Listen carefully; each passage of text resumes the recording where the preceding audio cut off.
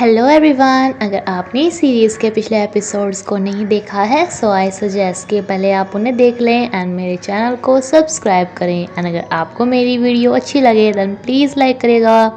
Richie के पापा की कंपनी बहुत ज़्यादा घाटे में चल रही थी, जिनके ऊपर अब बहुत सारा कर्जा भी हो गया था। ये रिची को कहते हैं कि अगर तुम ये हुई से शादी कर लेती तो वो शायद हमारी कुछ हेल्प कर देते, लेकिन रिची इन्हें कहती है कि मैं सिर्फ अपने फ़ायदे के लिए ये हुए से शादी नहीं करना चाहती। लेकिन अगले दिन ही ये हुई इसके पास फूल लेके पहुंच जाता है, जो कि इसे शादी के लिए प्रपोज करता है। रिची इसे कहती है कि अगर हमारी फैमिली की कंडीशन अच्छी चल रही होती तो मैं पक्का तुम्हें हाँ कर देती, लेकिन अभी हमारी कंपनी बहुत लॉस में है, मैं तुम्हें हाँ नहीं कर सकती। मैं नहीं चाहती कि कोई ये सोचे कि मैंने पैसों के लिए तुमसे प्यार किया, तुमसे शादी की। लेकिन ये हुई इसे कहता है कि मैं भी तुमसे शादी करके तुम पे कोई एहसान नहीं कर रहा, बस मुझे तुम अपनी लाइफ स्पेंड करने के लिए परफेक्ट लगी हो। टाइम थोड़ा और आगे जाता है एंड प्रोफेसर का बर्थडे आ जाता है, जिसमें कि हुआ ने इसका सारा घर काफ़ी अच्छे से डेकोरेट किया था। लेकिन प्रोफेसर रिहर्सल कर रहा था कि कैसे ये वेंजिंग को प्रपोज करेगा। बर्थडे में इसके सारे फ्रेंड्स मौजूद थे, लेकिन इसे वेट था वेंजिंग का, जो कि थोड़ा लेट हो गई थी। प्लग इसे कहता है कि हम सबकी फ्रेंडशिप को 15 साल हो गए हैं और अब तुम 33 साल के हो गए हो। दरअसल जो इस सीरीज़ का फर्स्ट एपिसोड था जिसमें ये सब एक दूसरे से मिले थे, तब से अब तक के टाइम को 10 साल हो गए हैं, क्योंकि पहले वेंजी आई, फिर वो माउस की गर्लफ्रेंड बनी, देन उसने ग्रेजुएशन की, देन वो शाओ के साथ भी थोड़े टाइम रही एंड देन ये हुई के साथ भी, फिर वो 1 साल गायब भी रही। वापस आने के बाद प्लग की शादी भी हुई एंड तब से अब तक भी काफ़ी टाइम हो गया। साथ में प्लग इन्हें बताता है कि इसकी वाइफ प्रेग्नेंट है। नाउ वेंजिंग भी यहाँ पर आ जाती है एंड इसे भी मो की प्रेगनेंसी के बारे में पता चलता है।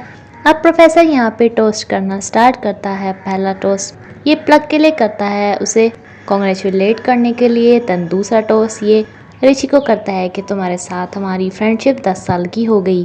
देन ये हुआ को करता है कि तुमने मेरे लिए पिछले 15 सालों में बहुत कुछ किया, तुम मेरी बहुत अच्छी फ्रेंड रही एंड मैं होप करता हूँ कि आगे भी मेरी ऐसी ही फ्रेंड रहना। यानी कि इसका इनडायरेक्ट मतलब था कि गर्लफ्रेंड तो बिल्कुल मत बनना। एंड देन अगला टोस्ट था इसका वेंजिंग के लिए कि एक लड़की है जिसे मैं 10 सालों से प्यार करता हूँ, लेकिन उसे बताने की हिम्मत मेरी आज तक नहीं हुई। कभी कोई मुसीबत आ जाती थी तो कभी कोई, मतलब प्रोफेसर को यहाँ पे सीधा सीधा बोलना चाहिए था कि कभी तुम किसी और को बॉयफ्रेंड बना ले रही थी एंड कभी किसी को। एंड देन ये से प्रपोज कर देता है। 我喜欢你。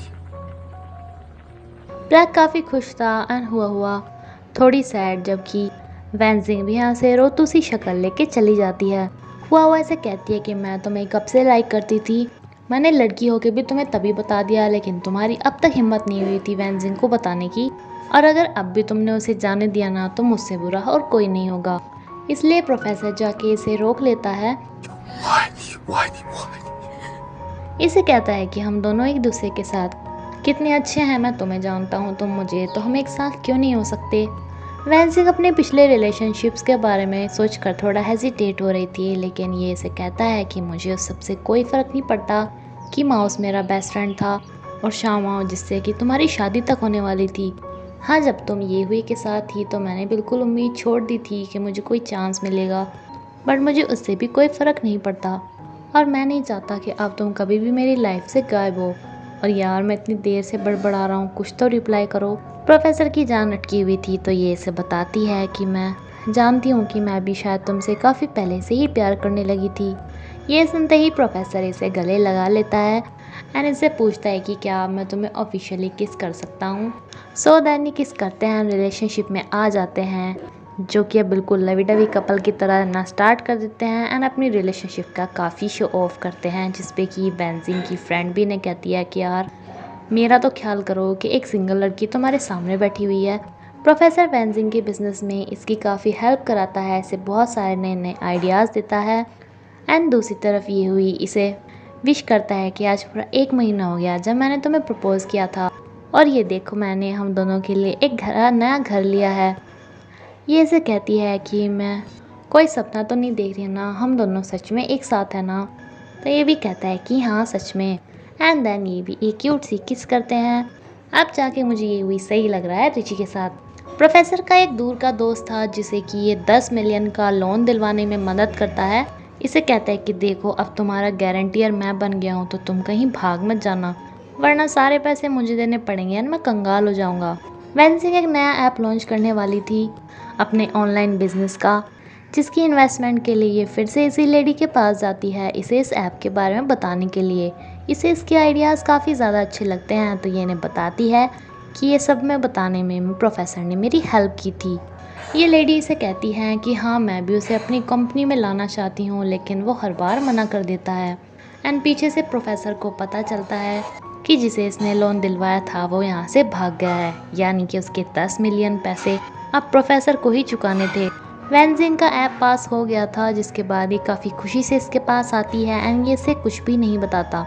लेकिन नेक्स्ट डे ना तो प्रोफेसर का फ़ोन मिलता एंड ना ही वो इससे मिलने के लिए आता। इसे काफ़ी टेंशन होती है, ये प्लग से भी पूछती है लेकिन प्लग को भी उसके बारे में नहीं मालूम था एंड ना ही वो अपने घर पे था ना किसी दोस्त के पास।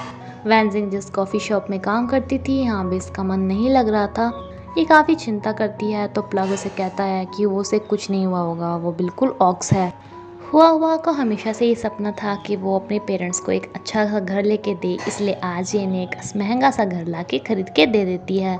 वेंजिंग प्रोफेसर के घर गई थी बट इसे पता चलता है कि प्रोफेसर ने अपना घर भी बेच दिया एंड कार भी, उन 10 मिलियन पैसों को चुकाने के लिए। इसे मालूम पड़ जाता है कि उसने इसे पैसे दिए थे वो भाग गया तो अब उसे 10 मिलियन चुकाने हैं, जो कि एक बहुत ही ज़्यादा बड़ी रकम थी।